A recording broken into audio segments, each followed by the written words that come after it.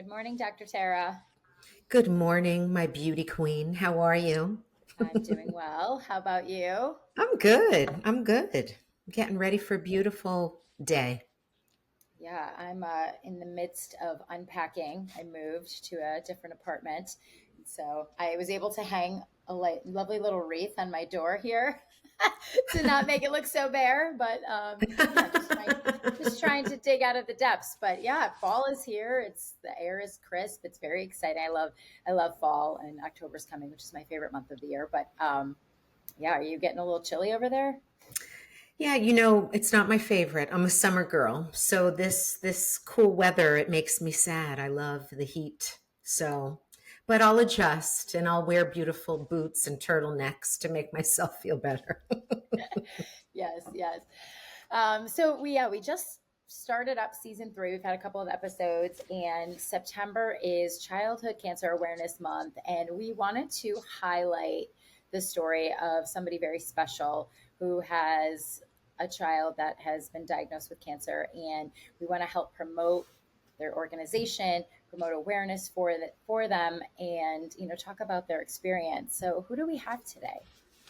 Well, listeners, we're really excited to welcome the founder of Courage for Cam, and that would be Miranda Aldridge, who is Cameron's mom.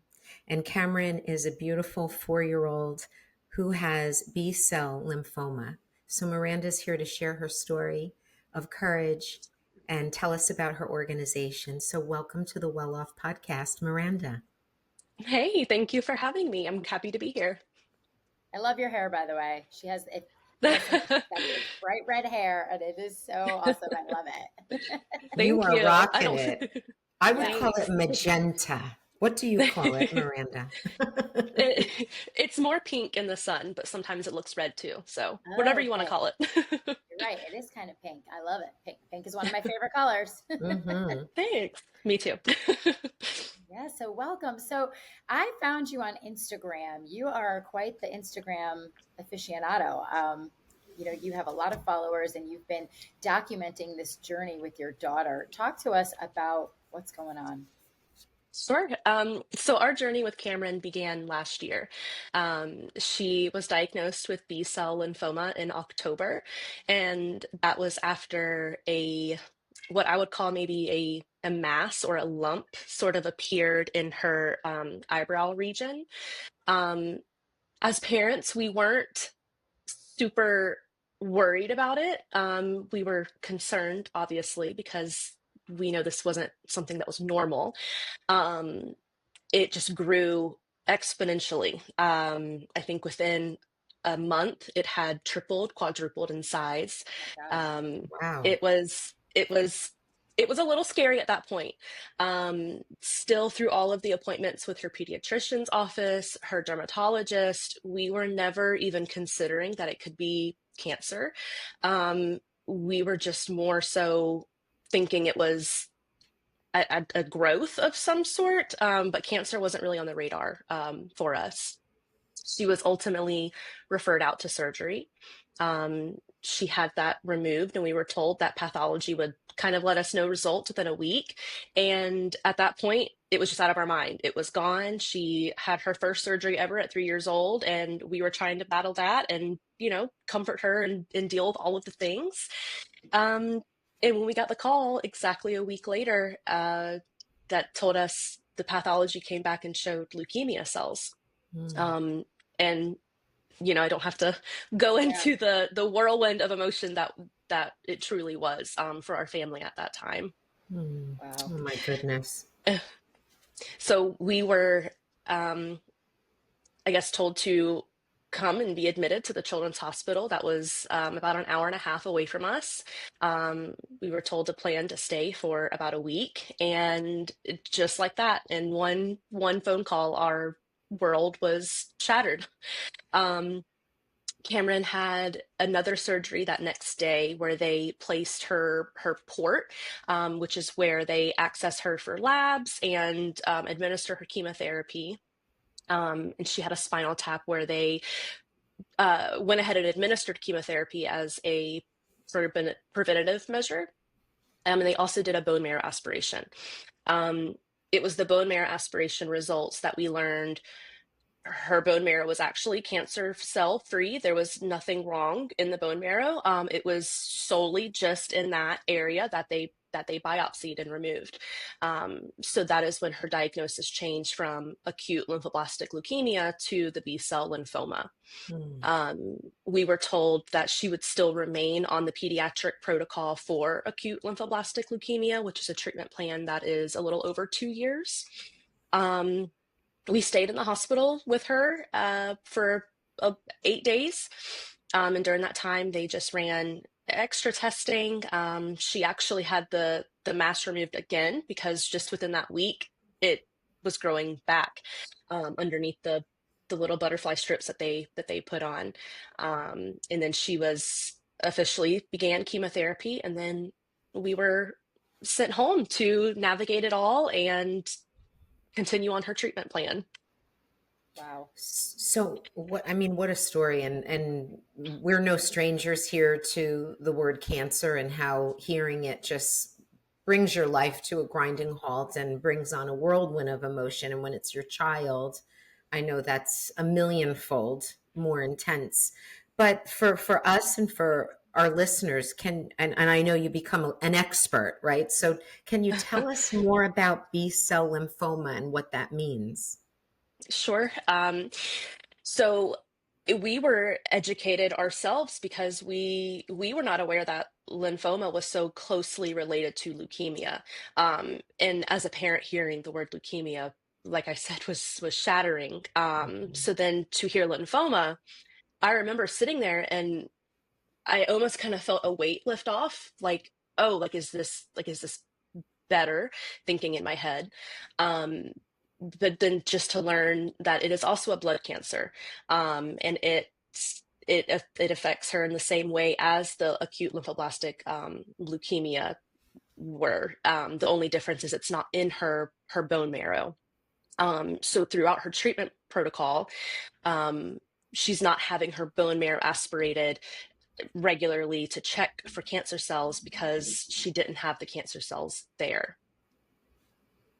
Gotcha. And so now what does it mean prognosis wise, and what will her next days, months, years look like?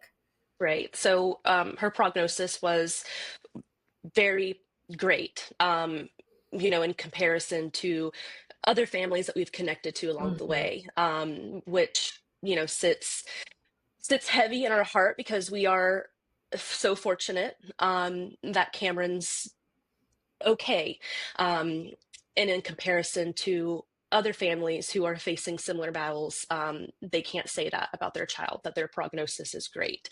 So it's hard to say that. And guilt, it's not the right word. It's I don't know, heavy, I guess. I totally get it. They call it survivor's guilt kind of thing. Like, you see other people that have different prognoses, and you feel that, and right. I understand what you're saying.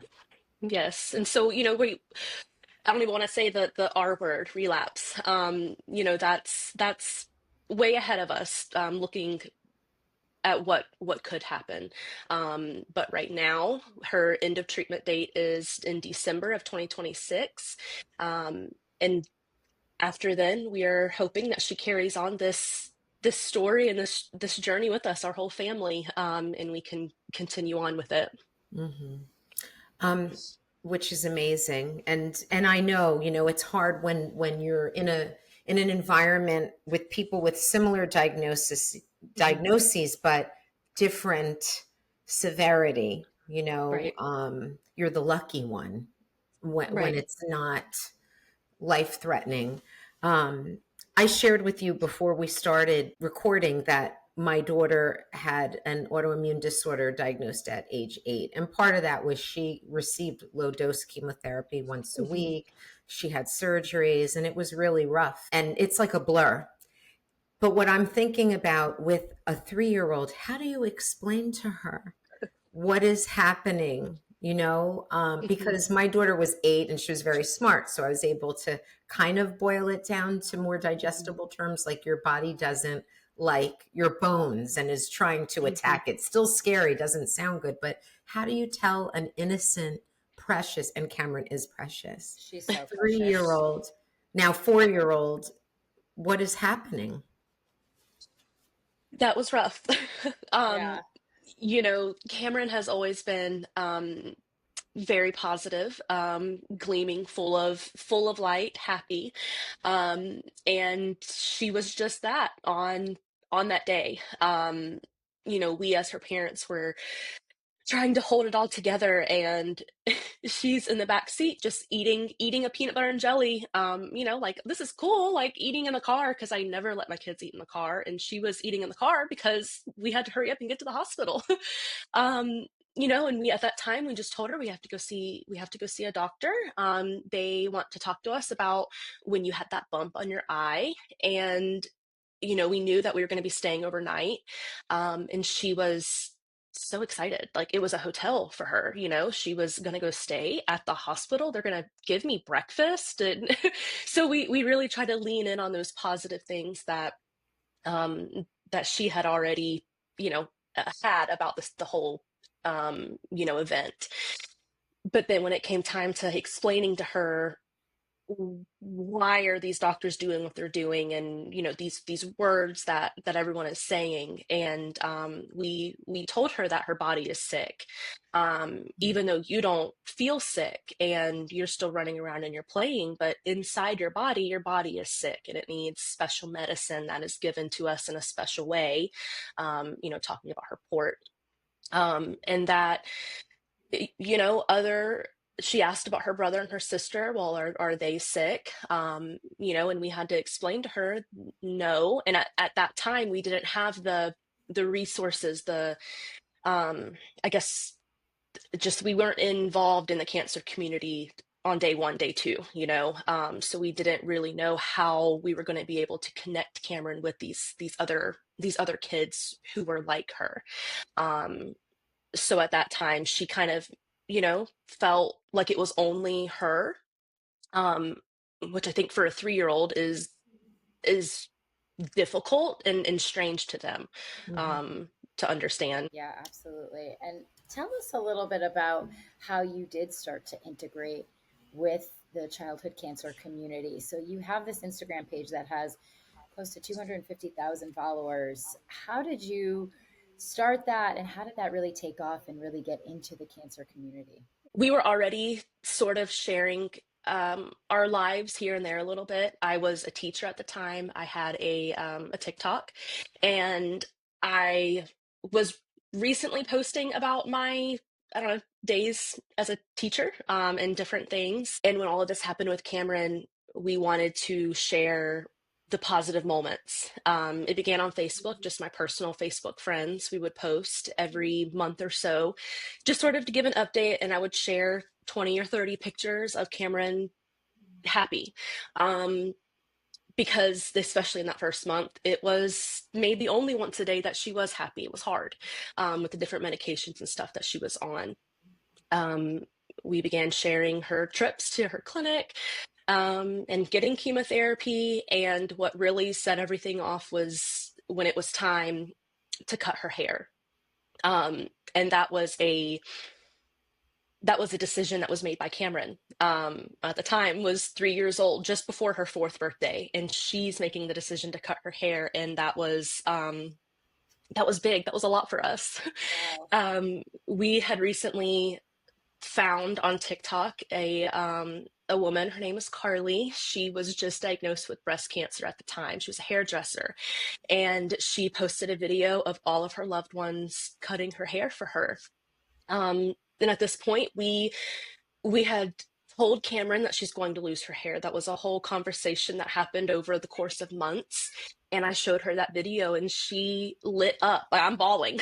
And she lit up and said, I want you to cut my hair, and Dad to cut my hair, and Bubba, and just went on and on about it. And that's what we did. We cut her hair, and we videoed it.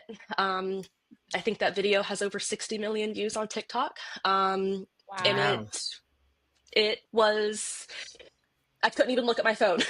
Yeah. It was a lot, overwhelming in the absolute best way. And then those views became followers. So to say that I have over 1 million followers on TikTok is Oh, wow. I was unbelievable. just looking at Instagram. Oh my God, you have 1 million on TikTok. Holy It cow. is, it is holy cow. It is holy cow. Wow.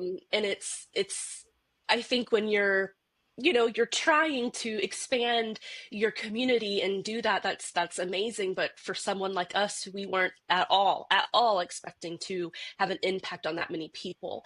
And then for it to carry over to Instagram, and just all of it. Yeah, That's It's incredible. amazing. It is And, incredible. Miranda, one of the things that really impress us about you is how you were able to take this traumatic experience, right, of going through this and still going through this, but to take the negative and create something positive in being the founder of Courage for Cam. So, talk to us about your organization and the wonderful work you're doing. um, we I'm gonna get emotional. I'm sorry. Don't be um, sorry. We'll be Cancer crying is too. Don't emotional. worry. I mean, yes, cancer is very emotional. just all of it. The outpour of support from the online community was more than I could ever say.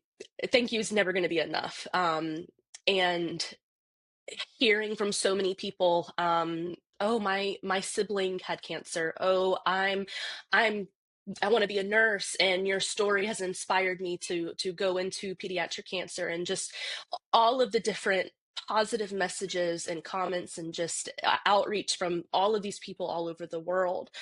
And we just felt it was we should do something with this platform, with this, it's been given to us, and that's kind of just what happened.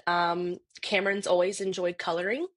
Art has been a huge thing in our house, not just her, but her sister as well.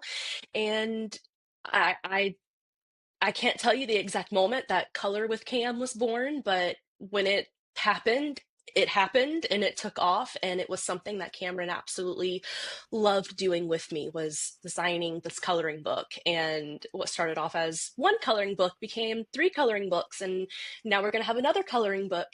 And we thought, we want to send this to all of the warriors, everybody, just like Cam. And Cameron takes so much pride in that. Oh, they have cancer like me. Oh, she has cancer like me. He has cancer like me. And that is, something that a kid should never have to relate to, but she does, and she connects so well with that feeling. So Courage for Cam was born, and we send the coloring books to other fighters just like her. We have about 100 warriors that have received their coloring book, and that list is continually growing. Cameron helps pack up the coloring books, and she knows that they're going to a kid who is fighting just like her. Um, we have a surprise coming out to all of our warriors for fall.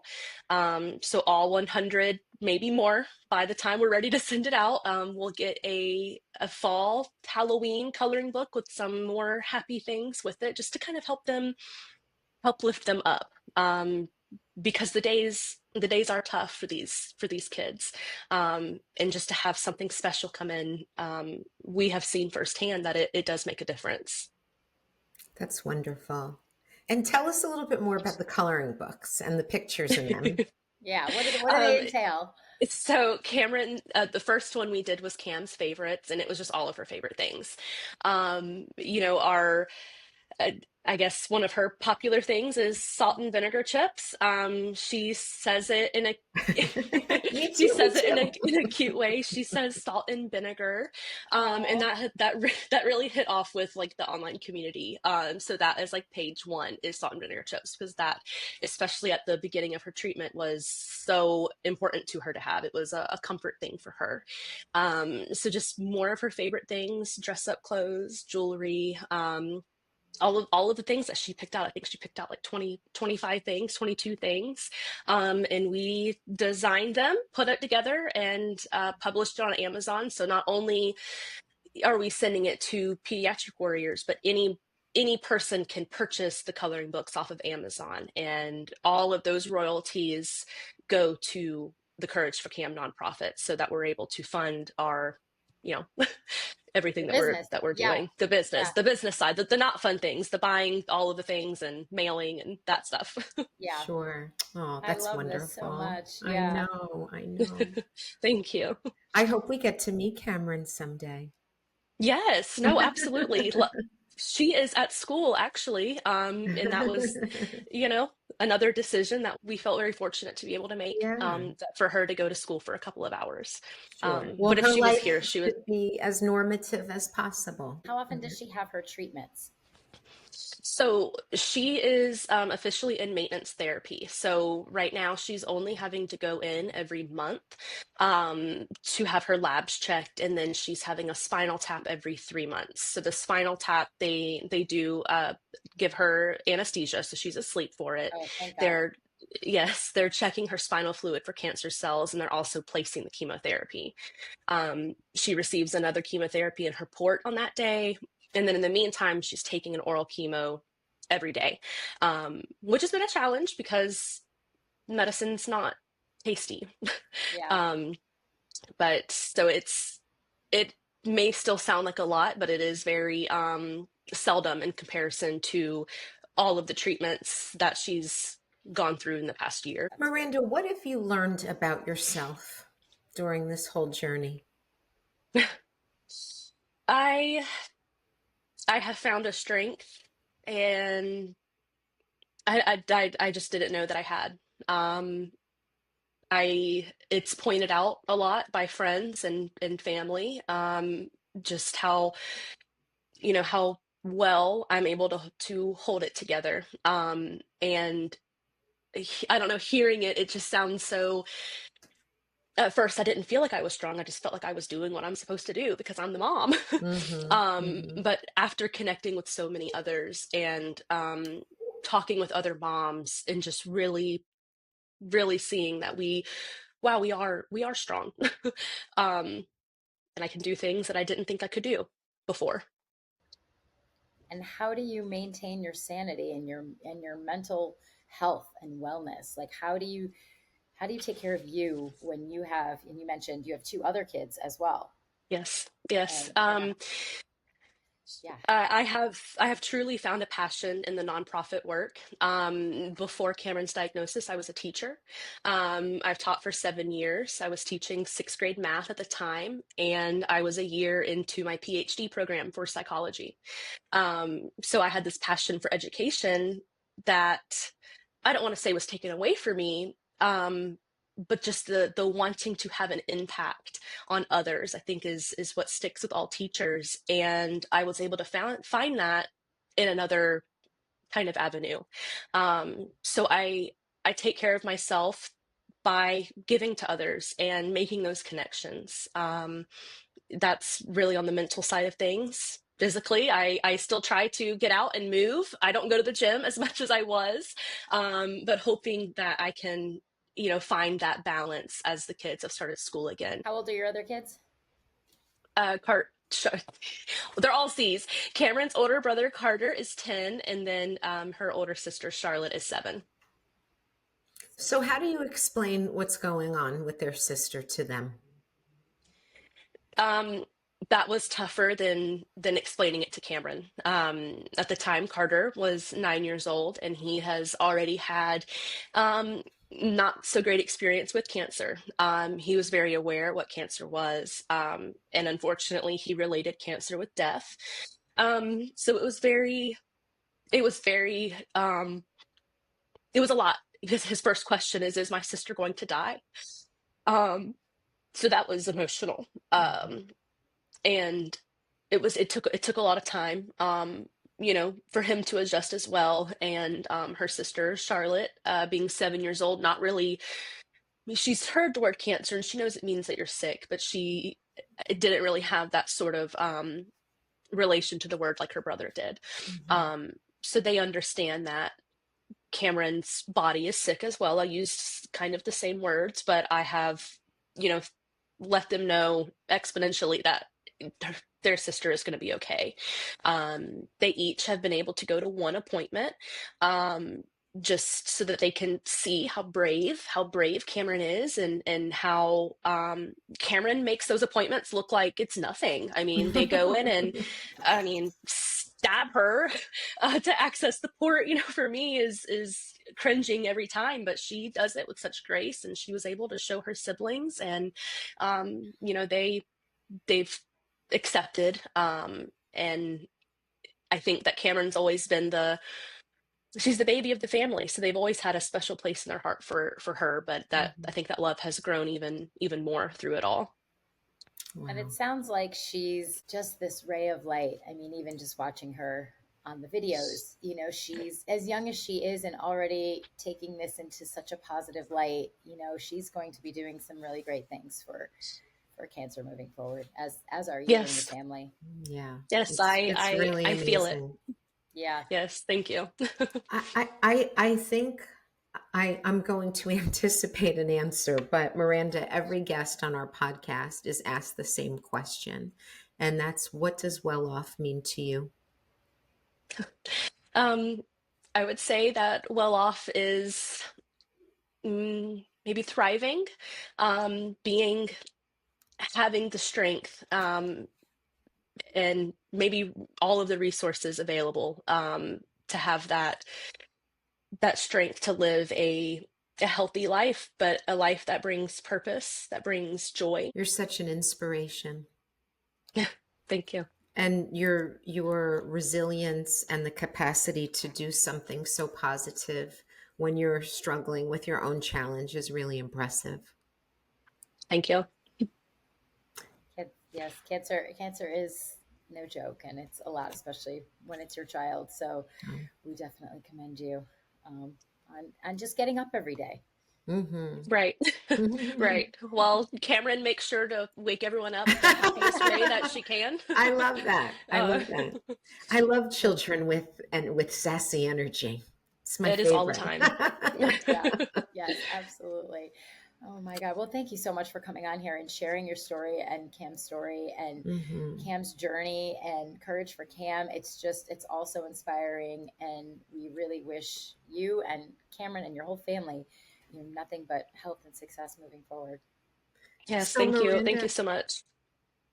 Miranda, our listeners, I'm sure, will want to learn more and find ways to support you. So how can they do that? The nonprofit has a website. It's courageforcam.org. Even just following along is, helping support us and get the word out about what our organization is doing. We also have a t-shirt fundraiser if the coloring books isn't really something that you want to purchase, but we also have a way, that anybody can donate to the nonprofit. And what about your social media and your 1 million TikTok followers? Let's make it 1 million plus. Right. We're on TikTok under MJ Aldridge. And then on Instagram, it's Miranda.Aldridge. Wonderful. Well, thank you so much for your courage and for sharing your story with us. Thank you so much. Yes, thank you for having me. This was your first podcast, so congratulations. You made it. Great. You did it. You did it. I did it. Thank you, Miranda. Thank you.